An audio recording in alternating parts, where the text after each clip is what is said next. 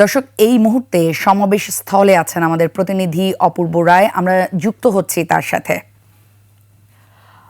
অপূর্ব, আপনি লোকজন কেমন দেখছেন, কি পরিস্থিতি সেখানকার? ধন্যবাদ লোকনা। আমি এখন দাঁড়িয়ে আছি গাজীপুরের রাজবাড়ী মাঠে। এই রাজবাড়ী মাঠে কিন্তু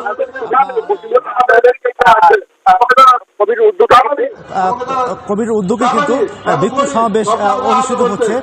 আপনি জানেন যে গত রাতে আক্রমণ মুজাম্মেল বাড়িতে কিছু বহিরাগত লোক হামলা করেছিল, সেটা থামাতে গিয়ে কিন্তু এখানকার বৈষম্য ছাত্র আন্দোলনের বেশ কিছু ছাত্ররা কিন্তু তাদের হামলায় আওয়ামী লীগ কর্মী এবং দূষিত ঘোষিত ছাত্রলীগ ও যুবলীগের কর্মীরা কিন্তু তাদের উপর হামলা করে এবং হামলার কারণে কিন্তু প্রায় 19 জন ছাত্র কিন্তু আহত হয়। তারা বর্তমানে 13 জন ঢাকা মেডিকেল কলেজ হাসপাতালে এবং 6 জন গাজীপুরের শহীদ তাজউদ্দিন হাসপাতালে কিন্তু ভর্তি রয়েছে।